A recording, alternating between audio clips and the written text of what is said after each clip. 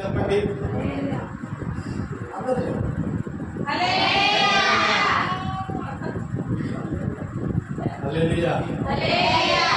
పాముల గురించి రెండు మాటలు చెప్తాను, జాగ్రత్తగా ఆలోచించండి. పాముల అంటే పరిశుద్ధాత్మ సాదృశ్యం. నోవహు 7 దినముల తర్వాత పాములను బయటికి పంపించాడు. ఎందుకని 7 దినములు తాగాడు? 2 దినాలు ఆగొచ్చుగా, 3 దినాలు ఆగొచ్చుగా, లేదా 10 దినాలు ఆగొచ్చుగా. మోసే ధర్మశాస్త్రం ప్రకారం 10 ఆజ్ఞలు కదా, యేసుక్రీస్తు బోధ ప్రకారం 10 ఆజ్ఞలు కదా, 10 ధన్యతలు కదా. ఇలా చెప్పుకుంటే చాలా విషయాలు ఉంటాయి. 7 అంటే దేవాలయం దేవుడు సృష్టి చేసిన క్రమంలో 7, ప్రకటన గ్రంథంలో 7 సంపూర్ణమైన సంఖ్య కాబట్టి 7 దినాలు ఆగి పాములన్నీ బయటకు వదిలాడు. గట్టిగా స్తోత్రం చెప్పు. ఇదే పాములకు ఒక ఒలివ ఆకు తీసుకుని, శుభ్రమైన ఆకు తీసుకొని వాడలో వచ్చినప్పుడు నోవహు తీసుకున్న భూమి మీద నీళ్లు దిగిపోయి చెట్లు కనపడుతుంది అని చెప్పి వాడ దిగడానికి వాళ్ళు ప్రయత్నం చేశారు. గట్టిగా స్తోత్రం చెప్పండి. ఈరోజు నేను చెప్పే ప్రసంగం పాములము ఏంటి చెప్పండి? పాములము. అందులో 7 క్వాలిటీలు ఉంటాయి. ఎన్ని క్వాలిటీలు? 7 క్వాలిటీలు. ఇప్పుడు 2 చెప్తాను, సాయంత్రం 5 చెప్తాను. ఓకేనా? సాయంత్రం మనకు ప్రార్థన ఉంది కదా, సాయంత్రం 5. ఇప్పుడు 2 మూల వాక్యాలు చదువుకున్నాం. ఒకటేమో పరిశుద్ధాత్మాకారము యేసుక్రీస్తు మీదకి వచ్చింది, ఒకటేమో ఒలివ ఆకు తీసుకుని వాళ్ళలోకి వచ్చింది. ఇది పాములం. కాబట్టి పరిశుద్ధాత్మకు సాదృశ్యంగా పాములలో ఉన్న 7 క్వాలిటీల గురించి వాక్యాన్ని చెప్తారు. మొట్టమొదటి పాయింట్ చూసుకొని, పాములలో 7 గుణాలు ఉన్నాయి. ఎన్ని గుణాలు? ఎన్ని? 7. రాత్రి స్త్రీలో ఉన్న భాగాలు ఎన్ని? 8. ఈరోజు పాములు ఉన్న గుణాలు ఎన్ని? 7. అందులో ఉన్న గుణాలు చెప్తాను, ముగిస్తాను. త్వరగా చదవండి. ఫస్ట్ గుణం పాములలో ఉన్నది. పాములలో ఫస్ట్ గుణం ఏంటో మీరు చెప్పడం గుణం, ఎంతకు తెలిసిన గుణం చెప్పడం. పాములలో పాములను చూశారు చర్చిలో కూడా చాలా ఉన్నాయి. ఇలా చేసింది చక్కగా. ఇక్కడేదో పాములు బలైంది వచ్చినప్పుడు నేను పోయిన సంవత్సరం నేను ఉపవాసం స్టార్ట్ చేసి ఎవరు ఒక్కరిని నేను మా పాములు ఎవరు మా భార్య నేను పాములేను.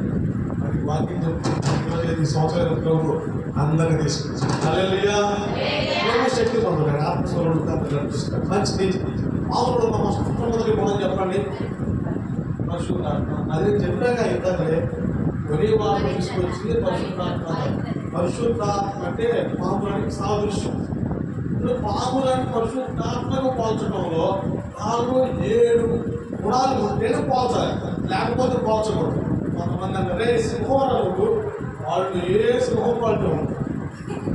అసలు నేను పులిందా అంటారు. వీళ్ళు సింహం నుంకునేది మరి నేను ఎందుకు అనిపిస్తుంది అర్థమైందా? అంటే ఇప్పుడు పావురాన్ని పరిశుద్ధాత్మతో కలిసి పరిశుద్ధాత్మ అన్నాడు, నేను ఎవరిని అంటాడు. అందుకని పాములు 7 క్వాలిటీలు ఉన్నాయి, 7 గుణాలు ఉన్నాయి, 7 ప్రాముఖ్యతలు ఉన్నాయి. కాబట్టి 7 దినాల తర్వాత నోవహు బయటికి పంపించాడు. కుంచిన ఒలివ ఆకును తీసుకొని వచ్చి వాళ్ళకు గొప్ప సందేశాన్ని అందించింది. భూమి మీద ఉండొచ్చు, భూమి నివాసయోగ్యమే. దేవుడు ఎప్పుడు కూడా అందరిని తుడిచిపెట్టేవాడు కాదు. ఆయన మాట తప్పుడు నోవహు నీవు, నీ కుమారుడు, నీ భార్య, నీ పిల్లలు అందరూ కాపాడబడ్డారు. గట్టిగా స్తోత్రం చెప్పు. ఒలివ ఆకు తుడుచుకొచ్చేంత వరకు వీళ్ళలో భయం తగ్గలేదు, ఆందోళన తగ్గలేదు. ఏ రోజు ఆకాశాన్ని చూసిన వాళ్ళు కాదు, వాడలోని జంతువుల మధ్య గర్భించి మధ్య వారు అల్లా ఉండిపోయిన వాళ్ళకి ఒక్కసారిగా ఆశ కలిగింది. ఎప్పుడో తెలుసా? పాములు తిరిగి వచ్చినప్పుడు. ఎప్పుడు చెప్పండి? పాములు ఉన్న సంకేతాలు మామూలు కాదు, గొప్ప గొప్ప సంకేతాలు. ఇప్పుడు ఒక జబ్బు వస్తుంది. ఇప్పుడు కోవిడ్ తర్వాత కోవిడ్ అయిపోయిన తర్వాత మంచి వైరస్ ఏంటి తెలుసా? బర్డ్ ఫ్లూ ఏదో వచ్చింది జబ్బు. ఏం ద్వారా వస్తుంది? అది పాముల ద్వారా వస్తుంది. దేని ద్వారా? పాముల ద్వారా వస్తుంది. జాగ్రత్తగా వినాలి. అంటే పెళ్లి కుమార్తె ఆకు వెళ్ళిపోయిన తర్వాత ఇక్కడ జరిగేది అదే. ఇదంతా మర్మం, చెప్పాలంటే సమయం సరిపోదు. 2 పాయింట్లు చెప్తా. ఎన్ని పాయింట్లు? నీకు తెలిసిన పాముల గురించి ఒక్క మాట చెప్పంటే ఎవరు చెప్పట్లేదు, తెలిసినా కానీ చెప్పలేదు. ఎందుకంటే చెప్తే మాకెందుకు చెప్తా. ఒకటి చెప్తే నువ్వు ఒకటే రాలేదు బాబు, ఏదో నువ్వే చెప్తాను. గట్టిగా స్తోత్రం చెప్పండి. ప్రేమకి పరిశుద్ధాత్మకి ఇంకా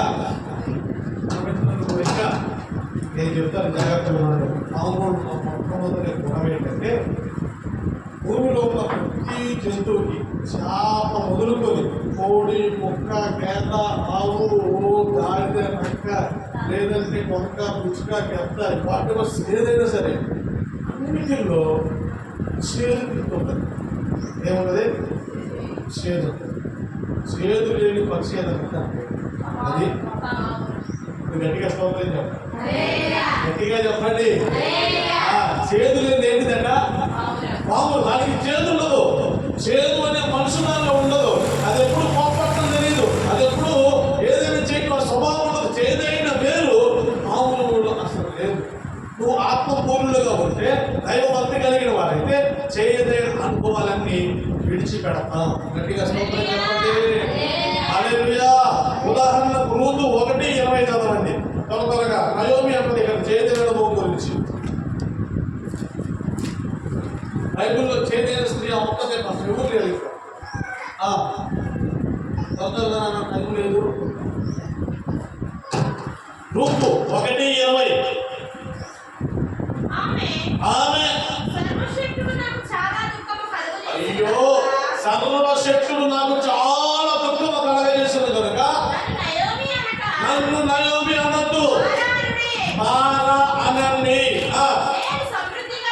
నేను సమృద్ధి గల దానిని ఎలికి యెహోవాను మృక్కుని వారిగా చేసిన కనుక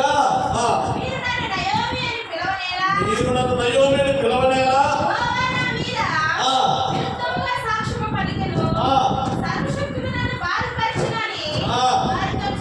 గట్టిగా స్తోత్రం చెప్పండి. విచిత్రమైన సాక్ష్యం చెప్తుందేవా? యూదుల దగ్గర ఉండాల్సింది, అయిన వాళ్ళ దగ్గర ఉండాల్సింది, సంఘాన్ని కనిపెట్టుకుని ఉండాల్సింది, సంఘాన్ని విడిచిపెట్టి, అయిన వాళ్ళ విడిచిపెట్టి, యూదా గోత్రకురాలై ఉండి యూదా గోత్రాన్ని విడిచిపెట్టి మోయాబు దేశానికి వెళ్ళింది ఏమా? సమృద్ధిగా దానిని వెళ్ళింది అని చెప్పింది ఏమా? సమృద్ధిగా ఉంటే ఎవరు ఎలామన్నారు నిన్ను? అర్థమైందా? ఇదేమన్నది? యెహోవా నాకు విరోధంగా సాక్ష్యం చెప్పాడు, యెహోవాను విట్టుమానిగా చేశాడు, ఆయన నా మీద పగబట్టాడు, నన్ను నయోమి అనొద్దు, నన్ను మారా అనండి అంటుంది. ఏమంటుంది? మారా అంటే ఏంటి? ఇప్పుడేమో జీవితంలోకి చేదైన అనుభవం చేసింది. ఏంటో తెచ్చా చేదు? భర్త చనిపోయాడు, ఇద్దరు కొడుకులు చనిపోయారు, ఓ కోడలు ఓర్పా అయిపోయింది. రూతు మాత్రమే మిగిలింది. ఆ రూతులుగా చెప్తుంది, విడిచిపెట్టుకో అన్నప్పుడు అనంటుంది. ఇప్పుడే దేవుడు చూసించింది. రూతు చూసినప్పుడు రూతులోకి దేవుడు ఆత్మ వచ్చి అంటుంది, నీ దేవుడే నా దేవుడు, నీ జనమే నా జనము, మరణము తప్ప నిన్ను నన్ను ఏది వేరుపరచదు. గట్టిగా స్తోత్రం చెప్పు, గట్టిగా చెప్పు. ఆ అమ్మాయికి తిరిగి ఆశ్చర్యపోయి విస్మయం ఉంది. మీ ఊరు ఇది, మీ అయిన వాళ్ళు ఇళ్ళు వదిలిపెట్టి భర్త లేకుండా వెదవాలి, నేను వెదవాలి, నువ్వు వెదవాలి, నాతో పాటు ఎట్లా వస్తావంటే యోధా గోత్రానికి ఉన్న పవరేంటో తెలుసు, వాళ్ళ దేవుడు ఎట్టివాడు మేము విన్నాము. గట్టిగా స్తోత్రం చెప్పు. సాక్షి వచ్చింది తెలుసా? నువ్వు చేతులను అనుకోవద్దు, దేవుడు దాంట్లో కూడా బదులుగా మార్చుతాడు. నీ జీవితం బదులుగా మారాలి. నీతో పాటు ఇరుగుతూ మీద పరిగెత్తి చూసి పెట్టింది చెప్తున్నాం కదా. నా పాడల పాటలు చెప్తున్నప్పుడు వచ్చేస్తుంది. అట్లాగే పిల్లగా చేయదని అనుకోండి, వైపులో ఇంకో పడడం చేయదని అనుకోండి. అందరూ నీళ్లు తాగుతుంటే నీళ్ళని చేదైపోయింది. చేదైపోతే చేతుని తాగలేక మోసుకొని కొట్టుకుంటే మోసేయాలి, ఒలివాకు పుచ్చుకురండి, ఆ నదిలో వేయండి అన్నాడు. ఒలివాకు పుచ్చుకొచ్చి నదిలో వచ్చింది, ఇప్పుడు తాగండి అన్నాడు. అది మొదలుగా మారిపోయింది నీళ్ళు. ఏడు చిత్రం అంటే ఆకులు అంతకుముందు పట్టలేదు, పడ్డాయి. కానీ ఈయన చెప్పినప్పుడు తీసుకొచ్చేస్తే అద్భుతం. కొన్నిసార్లు మనం చూసే, మనం నడిచే, మనం వినే, కానీ మనకు అద్భుతం మనకు కనబడదు. అని దేవుడు అనుమతించినాక ఏ అద్భుతం దగ్గరికి పక్కనే ఉన్నాయి ఒలివాకులు, రాలి పన్నాలు చాలా ఉన్నాయి. కానీ ఆ నీళ్ళు తగ్గుతుంది, చేదు తగ్గుతుంది.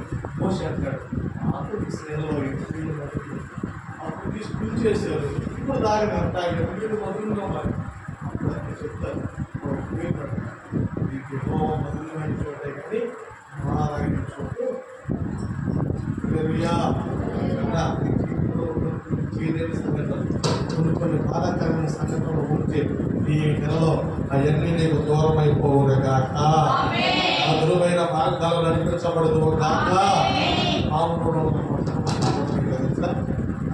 చేదనుకో అందుకని పరిశుద్ధాత్మకం వచ్చాను. పరిశుద్ధాత్మక మనసాత్మ చాలా స్వామి చాలా సున్నితంగా ఉంటాయి. మనం కూడా మామూలు ఉన్న మొట్టమొదటి గుణం ఏంటిది? ఏంటమ్మా? చేదని దాంట్లో చేదనేది అది రెండో పాయింట్ చూడండి. మొదటి సమయాల గ్రంథము 18వ అధ్యాయము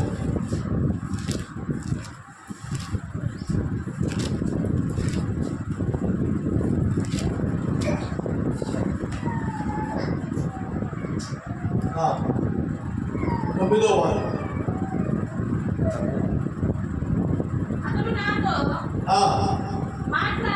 మాట్లాడి నన్ను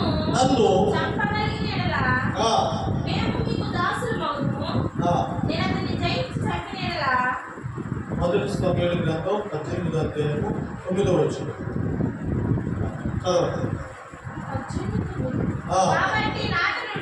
కాబట్టి నాటి నుండి సౌలుకు దావీదు మీద విషపు చూపు నిలిపెను. గట్టిగా స్తోత్రం చెప్పండి. హల్లెలూయా. పక్షులన్నింటిలో కూడా కొన్ని చూపులు ఉంటాయి. రొట్టె పక్షులు చూడండి, జ్ఞానం చూడండి, దేగలు చూడండి, శాల్వా పక్షులు చూడండి, ఎన్నింటిని చూడండి. ఎన్నింటికి పూర్వ పక్షులు విత్తనపై చూస్తాయి. కానీ ఈ విషపు చూపు సౌలుకి విషపు చూపు దావీదు మీద కలిగింది. ఈ రాముడు ఏంటంటే రాములకు ఏంటంటే రాములకు నిష్కామైనది ఏంటి తెలుసా? చూపు శ్రేష్టంగా అంటే గంటలు చెప్పాలంటే జాలి కలిగిన ఎంతనాడు జాలిగా చూస్తుంది. దాన్ని చూస్తే మనకి జాలి వచ్చింది. దేని చూస్తే దూరం కళ్ళు కట్టిన వాడు దాన్ని కొట్టుకొని తింటామేమో కానీ మరి చంపుతున్నా సరే, పక్షవాతం చంపి రక్తం రాసుకుంటున్నా సరే ఏం మాట్లాడు జాలిగా అట్లాగే వెళ్ళిపోవటమే. కళ్ళు కోడి చూడండి ఎక్కడ నిద్రపోయింది. కోడి దమానిద్ర వాతావరణం చూస్తుంది, రెపో డ్యాన్స్ వస్తుంది చేసి పాపం అట్టగా ఏంటి సార్ చూపు నిష్కాలం అంటే జాలి కలిగిన. ఇక్కడేముంది సౌకర్యం విష్ణు చూపు కలిగి విష్ణు చూపు ఎక్కువ ఏంటంటే మంది పోల్చుకోలేదు. 4 మొక్కలు పెంచిన, 4 రాళ్ళు సంపాదించుకున్నా, లేదంటే కొద్దిగా బిడ్డలు బాగుంటున్నా కానీ వాళ్ళ మీద వీళ్ళకి విషపు చూపు కలుగుతున్నారు. క్రైస్తవుల భక్తులుగా లాంటిది ఉండదు. దావీదుకేమో 10,000 మంది, సౌలుకేమో 1000 కొలది చుట్టూ చేయించారు. కానీ నా మాట బట్టి సౌలు దావీదు మీద విషపు చూపు ఎప్పుడైనా చూసి ఆత్మలో వాడిని చూసి ఎప్పుడు అందుకే నాటు సౌలు తగ్గించబడ్డాడు. దావీదు అంతకంతకు వస్తున్నాడు. నీలో జాలిగా చూపు ఉంటే నిష్కల్మషమైన చూపే ఉండాలి. కానీ కొంతమంది అసలు ఎగరేస్తూ ఉంటారు. కళ్ళతో సైకిల్స్ అసలు ఎగరేసి పెదలు చూస్తూ రాకపోవడం చూపే జాలిగా ఏసలో పాట ఏమంటే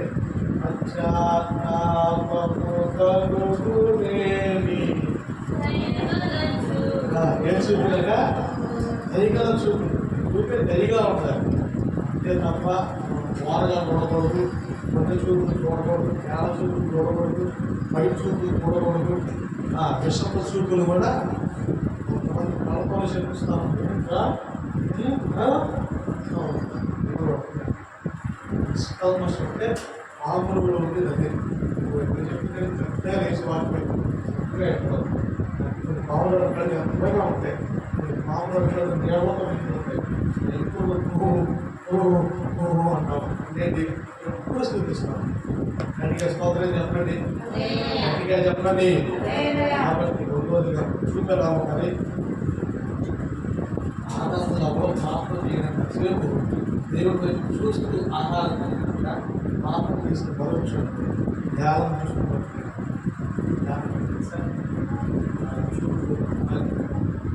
మన సంబంధమైన వాటినే చూడాలి, ఆత్మ సంబంధమైన వాటినే చూడాలి, పరలోక సంబంధమైన వాక్యం ఈ చూపుని నిలబడితే ఈ లోకంలో కావలసిన ప్రభుత్వం సమకూరుస్తాం.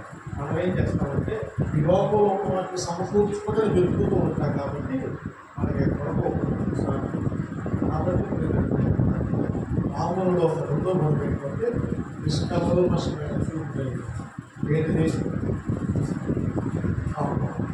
చూపు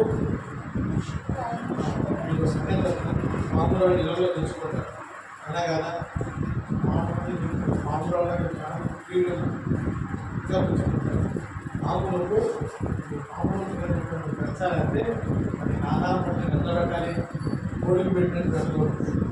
మామూలు పిల్లలు తయారు చేయాలంటే రోడ్లో పెట్టుకొని ఎక్కడ పెట్టాలి, ఆహారం రోడ్లో పెట్టుకొని కొన్ని అభ్యాసం వస్తున్నారు ఎవరండి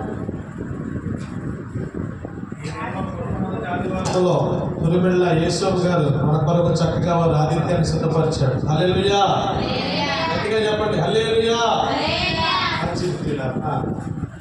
కాబట్టి మనకి రెండోదిగా ఏమున్నారో తెలుసా, మన దగ్గర నిష్కల్మషమైన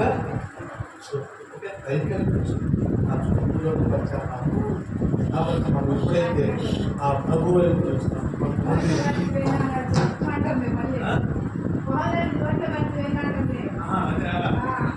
సొంతలో కదా వాళ్ళు ఆయన నోట్లు వేసుకుని ఆవిడ నోట్లు వేసుకోవాలి, మనం వినకూడదు, మొదలు పెట్టుకోవాలి, మామూలుగా నోట్లో పెట్టుకోవాలి, తీసుకుంటే అప్పుడు తింటది.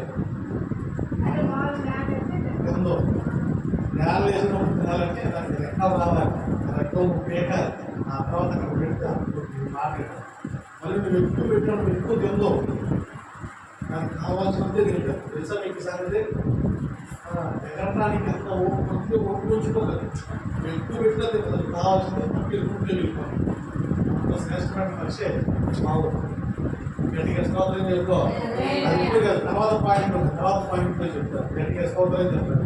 ఇప్పుడు మామూలు ఇష్టాలైనా ఇప్పుడైనా మామూలుగా గమనించారు, అన్ని పక్షుల్ని గమనించారు, కోడిని గమనించుతారు, దీన్ని గమనించి చక్కగా చూసింది. దగ్గరికి వెళ్తానే కానీ భయపడదు, నువ్వు దానికి ఆత్మీయంగా దగ్గర అవ్వాలి కానీ చక్కగా దగ్గర హల్లెలూయా. రోడ్డు దిగి టెక్సీ కట్టాకి వచ్చి అక్కడ ఎక్కాడు నైట్, అప్పుడు లెగ్సి పారిపోయింది. అదే గోడ కట్టడానికి నేను దిగి అక్కడ నుంచో బాగా అనిపిస్తున్నాను. నేను వచ్చినప్పుడు వచ్చి చూసింది ఏమా కాదు వేరే రా అంటే కరెక్ట్గా గుడ్లో ఆ పైన మూలాన్ని పెడుతున్నాయి వెళ్ళట్లా, ఆయన టెక్సీ కట్టేది ఎక్కడ అప్పుడు వెళ్ళిపోయింది, ఆ మూలం లైన్ పెడుతున్నాయి వెళ్ళాలి అంటే నమ్మింది. ఒకసారి నమ్మితే నేను పట్టుకోదని చెప్పినాను. గట్టిగా స్తోత్రం చెప్పండి, గట్టిగా చెప్పండి, ఖాళీగా చూడడం తప్ప ఏమి. కాబట్టి దాని ఇష్టమైన పిల్లలకు వచ్చేవారు, పిల్లలకు ఇచ్చేవారు. ఇప్పుడు కూడా కొన్ని కోళ్ళు చూడండి, కోడికి ఏం చేస్తుంది, సిద్ధపడదా కానీ పావులు ఉంటాయి కదా, మనము అనుకో ఏమనుకున్నది పడవదు.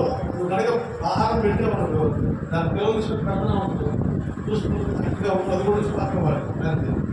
అంటే పౌరుని అనేది మనకు తెలియాలి, దాంట్లో ఉన్న మంచి ఏంటంటే కాబట్టి పావులు ఉపయోగపడేది జాలి కలిగిన నిష్కల్మషమైన చూపు. మనం చూసుకోవడం బాగుంటారు కాక మన చూపు వాక్యాన్ని చదవాలి, మనకు గోల చూసుకుంటారు.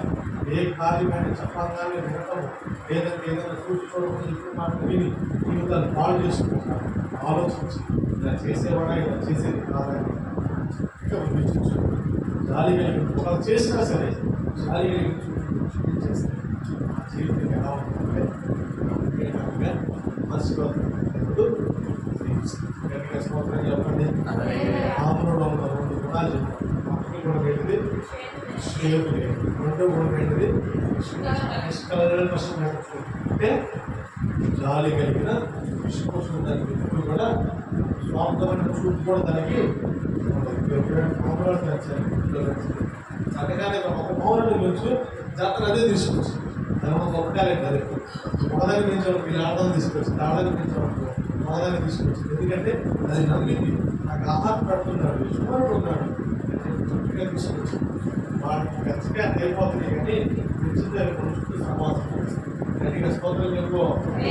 చాలా మంది ఏదో డబ్బులు వస్తాయి పడుతులు ఆస్తులు వస్తాయి చెప్పి రెండు దూరం అయిపోయి పూర్వకాలంలో అది ఇయ్యే చూసుకుని సహాయం చేశారు. గట్టిగా స్తోత్రం చెప్పు.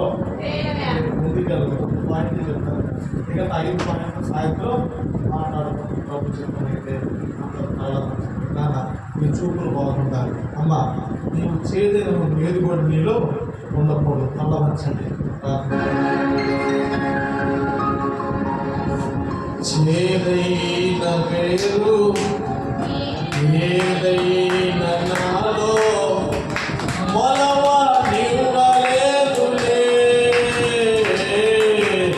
ఏదైన పేరు ఏదైన నాలో మొలవ నివ్వలేదులే నిశ్చలమైన రాజ్యము కొరకై అన్ని వేళలా నిన్ను వెంబడించునే నిశ్చలమైన రాజ్యము కొరకై ఎల్లవేళలా నిన్నే ఆరాధించునే నా గీతారాధనలో యేసయ్యా నీ కృప ఆధారమే నా వేదనలలో చెలించినే నీ కృప ఆదరణ.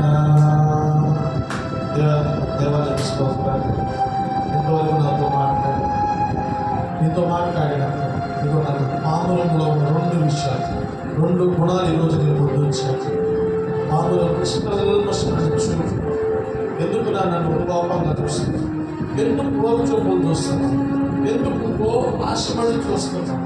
చూడటం వల్ల నీకు ఆశలు కలుగుతున్నాయి, చూడటం వల్ల నీలో కోరికలు ఎక్కువ అవుతున్నాయి, చూడటం వల్ల నువ్వు పతనమైపోతున్నావు, చూడటం వల్ల నువ్వు ప్రేరేపించబడుతున్నావు. అదే చూడటం లేదు.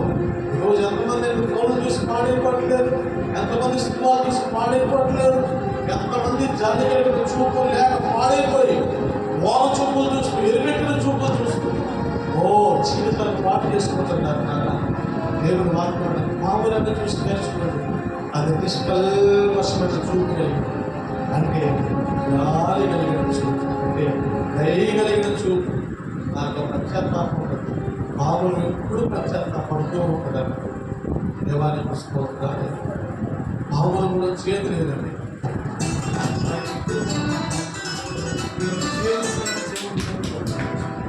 చేతి లేని దాన్ని కానీ చూడాలని దేవుడు కోరుకుంటున్నాడు. మనిషిలో కూడా చేతి ఉంది, మనిషి కూడా విషపూరితమైన వాడే. అయితే పక్షులన్నింటిలో చేదు లేని పక్షి అంటే అది మామూలు. దైవమి అంటున్న నేను చేదు ఇస్రాయేలు ప్రజలు అంటున్నారు నీళ్ళని చేదుగా ఉంది. ఒలివ ఆకులు వేశాడు, నీళ్ళు మధురంగా మార్చబడ్డాడు, రూతులు పంపించాడు, దైవమి జీవితాన్ని మధురంగా మార్చాడు. ఈరోజు నీ జీవితంలో నాకు చేదైన వేర్లు ఏమైనా ఉన్నాయా, చేదైన జ్ఞాపకాలు నీకేమైనా ఉన్నాయా, నువ్వు నష్టపోయి కష్టపడి ఇబ్బందులు కలిగిన చేదైన రోజులు ఉన్నాయా? అయితే ఈ రోజు నువ్వు ప్రార్థన చేసి వాటన్నిటిని గౌరవం చేసుకుంటా ప్రార్థన చేద్దాం. వీళ్ళారా దేవాలయం స్తోత్రం. మీరు పాములకు మనిషి అయ్యా, అయ్యా అన్న సముద్ర పాములమా, పెట్ట బిడ్డలో పాములమా. దేవాలయం స్తోత్రం. పాముల గురించి బైబిల్లో చాలా విషయాలు ఉన్నాయి. ఈరోజు నీ 2 గుణాలు పాముల గురించి ప్రార్థన చేయాలి. ఒకటి చేయని వేరులో కూడా 2 చాలి కలిగిన చూపు. ఈరోజు పిల్లలందరూ పాడైపోతున్నారు చూపు వల్లే చూపుతోనే కామాదులతో రేపుకుంటున్నారు. చాలా కామాదులతో అవుతున్నారు చూపుల వల్ల. అసభ్యకరమైన అశ్లీలత ఎవరు ఎంతమంది చూడటం లేదు, ఎంతమంది తమ జీవితాన్ని పాడు చేసుకోవడం లేదు. కాలక్షేపానికి షార్ట్ వీడియోలు షార్ట్ ఇన్స్టాగ్రామ్ ఎవరు చూడటం లేదు. డబ్బులు అయిపోయిన డేటా ఎక్కించుకోవడం మరి చూడటం లేదు. చూపు మారాలి. మామూలు వారి నిష్కలంకమైన చూపు. దాన్ని మన కోసం దేవుడు ఇప్పుడు వరకు రాయించి పెట్టాడు. ఒక కాలం రాబోతుంది, అప్పుడు వాళ్ళ చూపులన్నీ పాడైపోతున్నాయి, వాళ్ళ చూపులన్నీ అపవిత్రం అయిపోతుంది. అలాంటి సమయంలో నిన్ను గురించి పాములుగా నిన్ను గురించి చెప్పే దినాలు ఉన్నాయి. పాములను చూసి మనం నేర్చుకోవాలండి. అది నిష్కాలం కష్టమైంది. ప్రార్థన చేద్దాం. చూపులు ఉండాలి.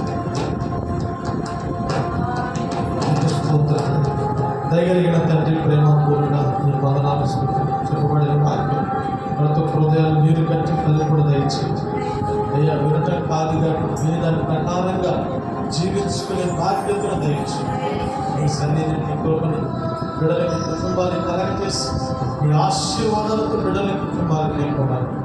యేసు పరిశుద్ధ అడిగి వేడి పొంది నాము తండ్రి, ఆమేన్. అలాగే బాప్తిసం పొందిన